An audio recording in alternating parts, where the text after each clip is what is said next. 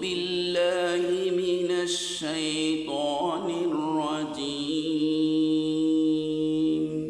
بسم الله الرحمن الرحيم ولو أنهم إذ ظلموا أنفسهم جاءوك فأستغفروا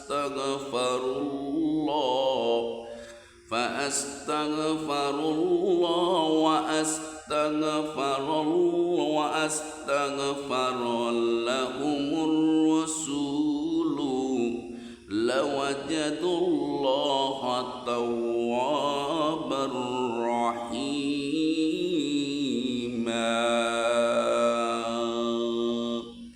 সূরা নিসা আয়াত নং 64। আল্লাহ পাক বলেন, পৃথিবীর বুকে যত মানুষ আছে, যে প্রান্তি হোক না কেন, যত ঈমানদার আছে, তারা যত প্রকারের গুনাহ করে, কবিরা সগীরা শিরক বেদায়াত যত গুনাহ আছে, যত প্রকারের গুনাহ করে, আল্লাহ পাক তার হাবিবকে উদ্দেশ্য করে বলেন, হাবিব আপনি বলুন, তোমরা পৃথিবীতে যত প্রকারের গুনাহ করো, আর সেই গুনাহলয়ে আমি নবীর রওজা পাকে মদিনায় মুনাওয়ারায় যারা আসবে, আর আল্লাহ পাক ঘোষণা করেন যারা যাবে, যাওয়ার পরে তারা আল্লাহ পাকের কাছে দোয়া করবে, এবং দোয়া করার সময় রসুল তাদের পক্ষ হয়ে আল্লাহর কাছে সুপারিশ করবে, অর্থাৎ দোয়া করবে, তাহলে আল্লাহ রাব্বুল আলামিন তাদের গুনাহ ক্ষমা করে দিবে এবং তাদেরকে আল্লাহ রাব্বুল আলামিন দয়া করবে, মায়া করবে, মুহাব্বত করবে, ভালোবাসবে। এই পৃথিবীর জমিনে যারা আল্লাহ রসুল পাক সাল্লাল্লাহু আলাইহি ওয়াসাল্লামের রওজা মুবারক যেতে নিষেধ করে, বসতে হবে, আপনাদের জানতে হবে এবং আপনারা খেয়াল করতে হবে, আপনারা ঈমান রেখে মরতে হবে, এই দিকে খেয়াল করবেন। আলেম হোক, মুফতি হোক, মুহাদ্দিস হোক, যাই হোক না কেন, কিন্তু ওই শায়েকের কথা মানা যাবে না, ওই আলেমের কথা মানা যাবে না, ওই মুফতির কথা মানা যাবে না, মানতে হবে আমার আল্লাহর কথা। আমার আল্লাহর কথা যদি মানেন তাহলেই তো আপনি শান্তি পাবেন। তাহলে শায়েকেরা যতই বলুক যে মক্কা থেকে মদিনায় যাওয়া লাগবে না হজ করতে গেলে, তাহলে বুঝতে হবে তারা প্রকৃতপক্ষে ঈমানদার নয়, তারা প্রকৃতপক্ষে ঈমানদার নয়। তারা উপরে হলো লেবাস, ভিতরে হলো এজিদের বিষ, তারা প্রকৃত ঈমানদার নয়। আশেকে রসুলেরা, আল্লাহর যারা মনোনীত বান্দা, তারা মক্কা গেলে হজ করতে, তারপরে সাথে সাথে তারা মদিনায় যাবে।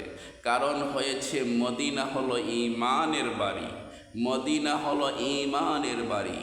ঈমানদারেরা, আশেকেরা মদিনা ছাড়া থাকতে পারে না।